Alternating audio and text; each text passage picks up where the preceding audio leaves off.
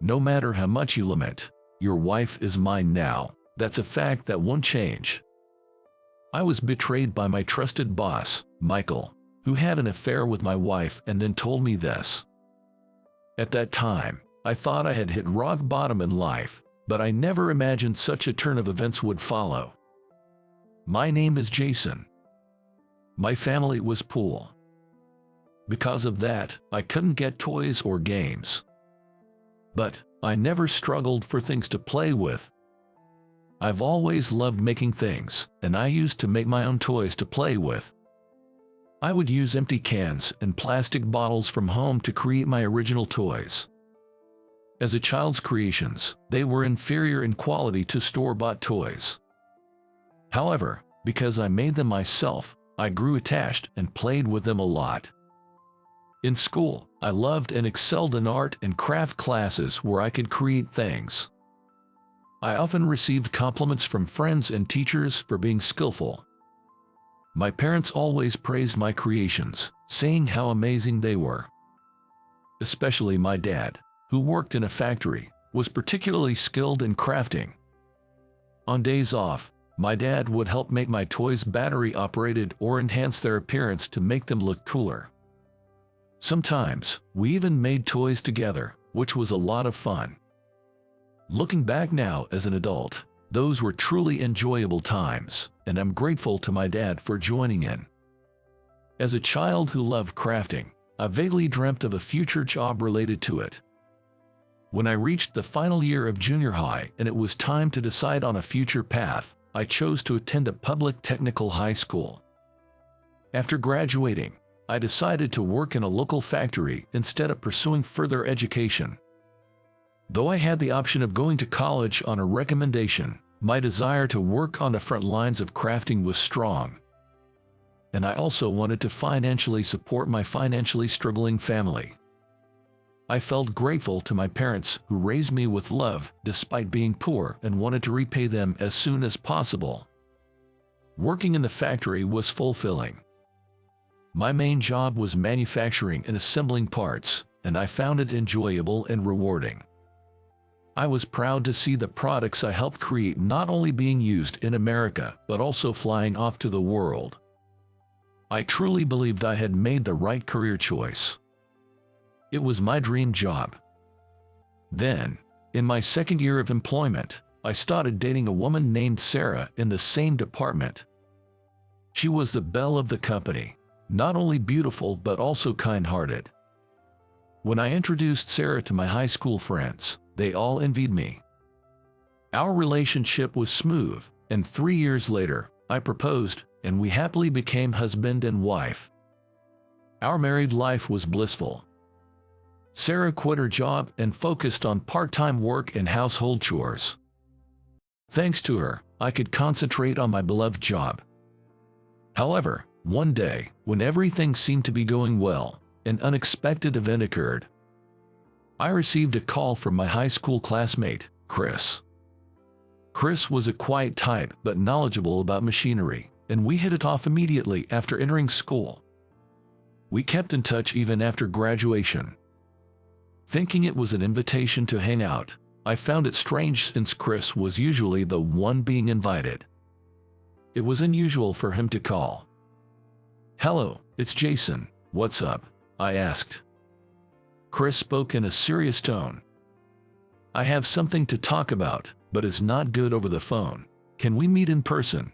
It seemed like an important matter. We decided to meet at a certain cafe the next day and then ended the call. The next day was conveniently my day off, so it worked out for both of us. As I arrived at the cafe, Chris soon joined me. "Sorry for calling you out of the blue," he said. "It's okay. So, what's this all about?" I asked. After a moment of silence, Chris started to speak as if he'd made up his mind. "The thing is, a week ago, I saw your wife, Sarah, talking to a man at a bar during a company drink outing. A week before, Sarah had been out late, saying she was having a girls' night out with her friends. It turned out Sarah had lied to me." "Is that true?" I asked him. When I pressed him for more information, Chris nodded. Yes, it's true. And when they left the bar, they were holding hands and seemed to be getting along really well. The word affair immediately came to mind. I couldn't hide my shock. So, it's true.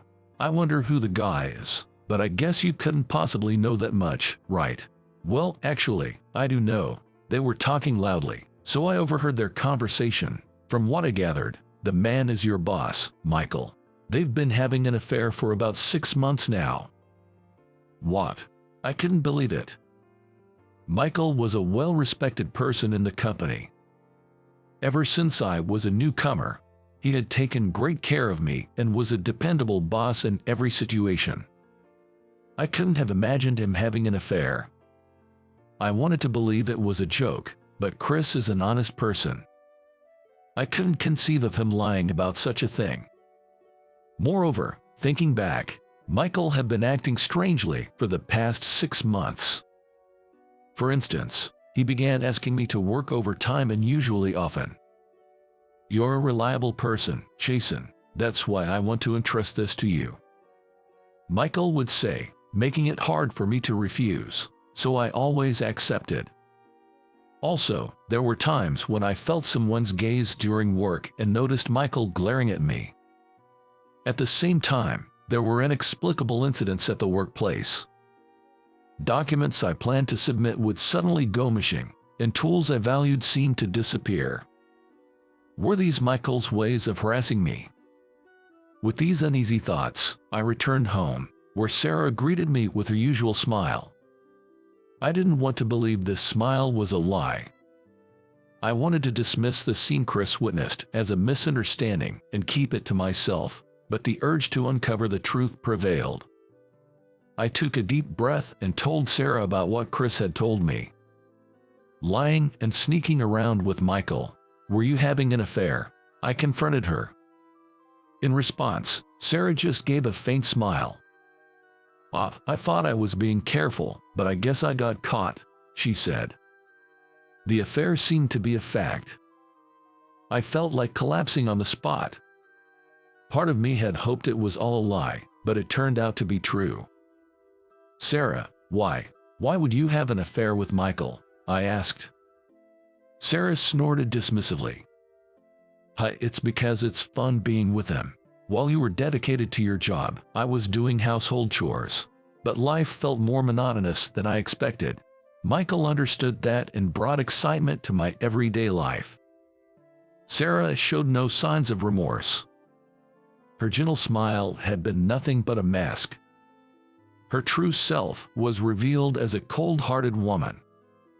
I was deeply disappointed, wondering what I had been seeing all this time. That night, I was so shocked that I couldn't sleep at all. The next morning, as soon as I got to work, I called Michael to a secluded conference room.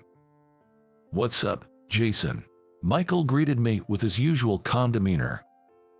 However, as soon as I mentioned yesterday's events, his attitude changed drastically.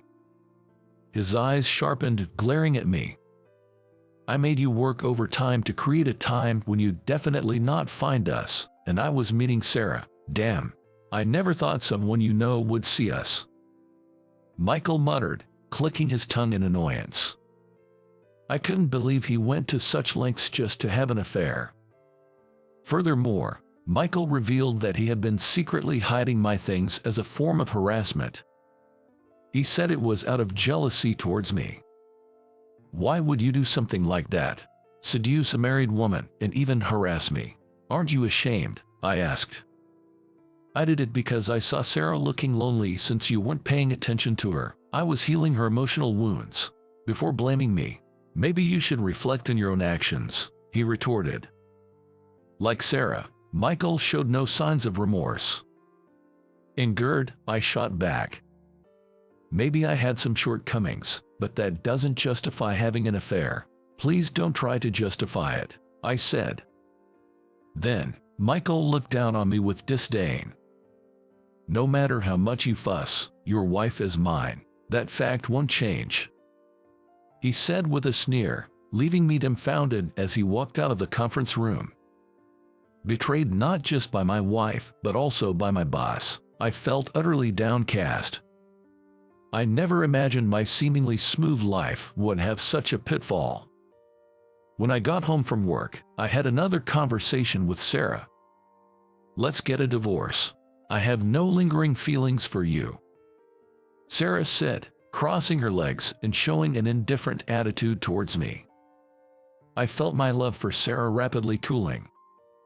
I was beyond anger, simply dumbfounded. I had no lingering feelings either.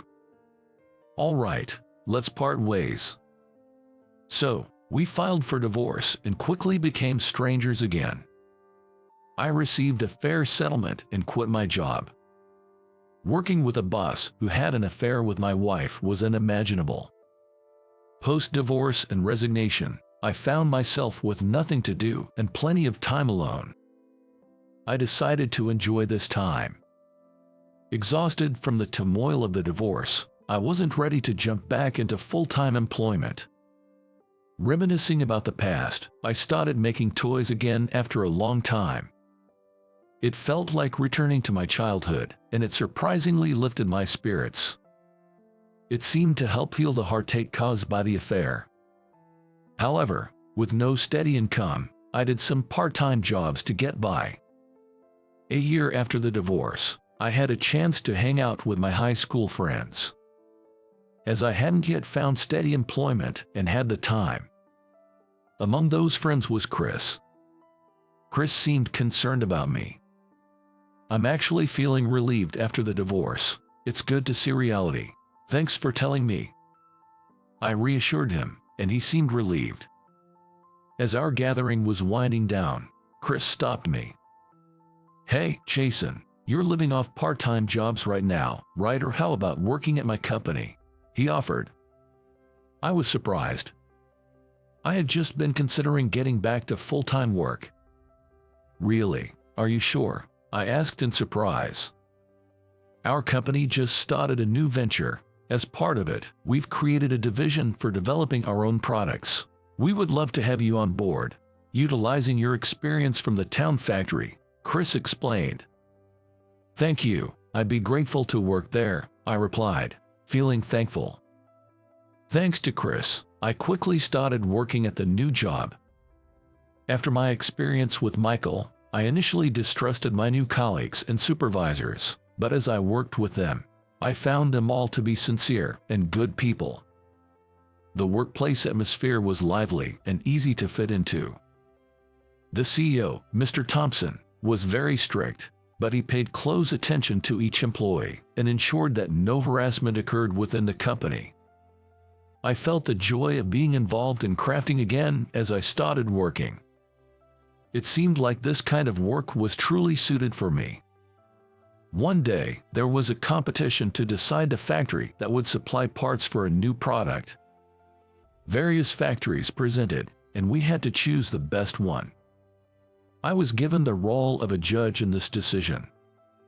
It was a significant competition, with a substantial investment from our company, so a casual judgment was not an option. Even Mr. Thompson and other executives participated as judges, showing its importance. I approached it with determination. However, on the day of the competition, I was shocked to see the attendees. Michael was there. I knew that people from my previous company would be participating, but I didn't expect Michael to be presenting. Michael was greeting and scraping to Mr. Thompson and the executives.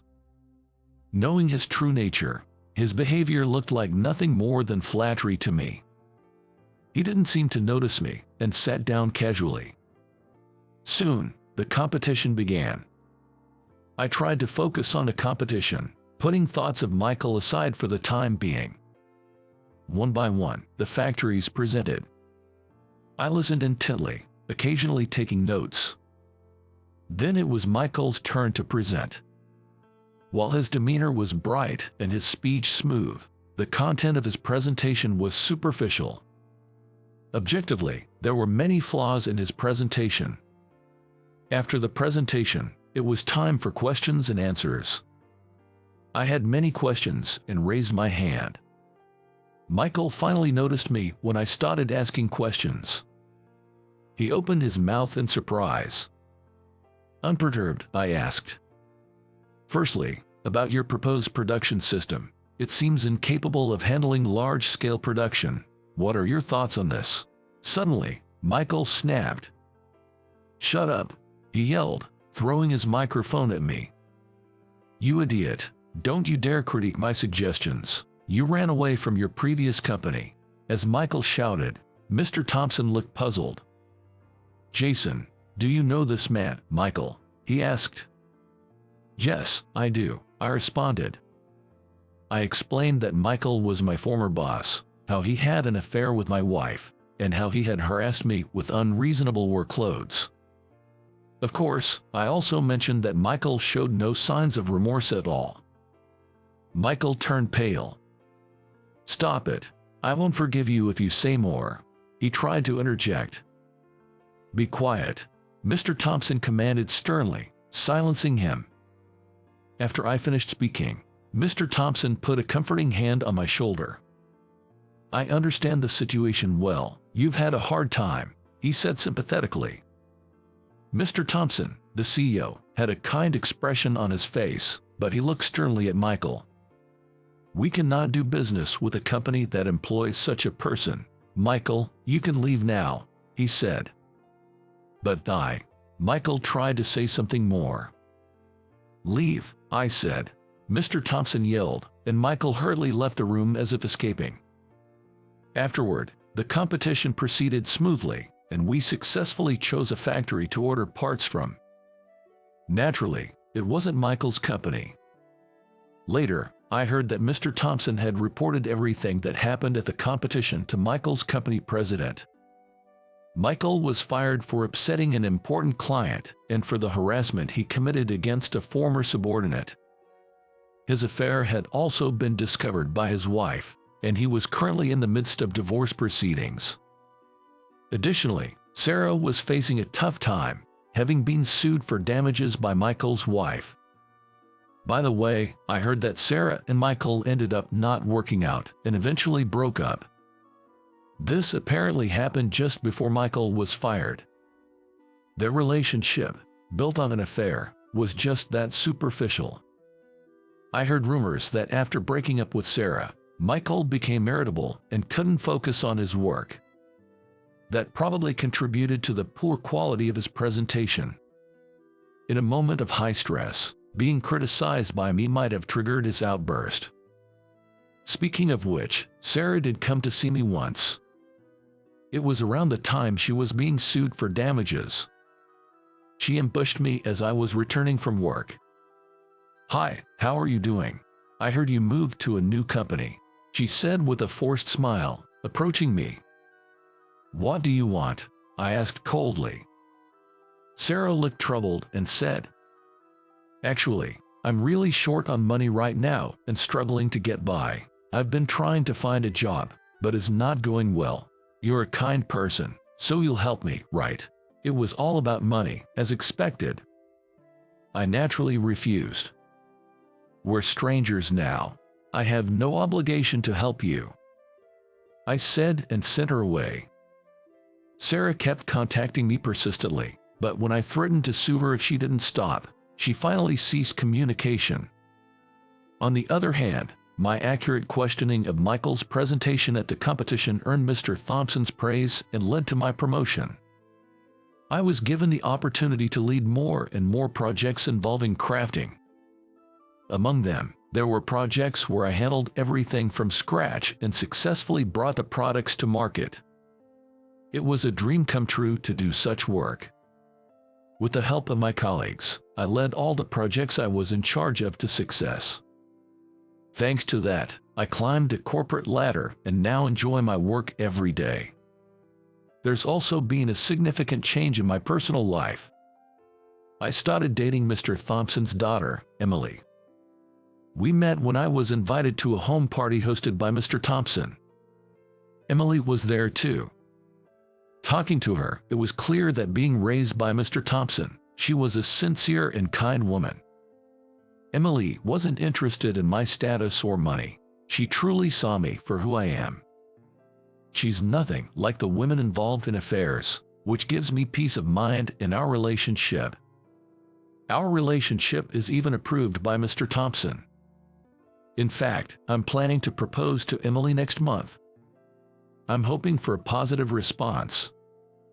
Being betrayed by Sarah and Michael was a shock, but I never imagined such a turn of events. I'll continue to work hard, never forgetting the gratitude I have for those who supported me.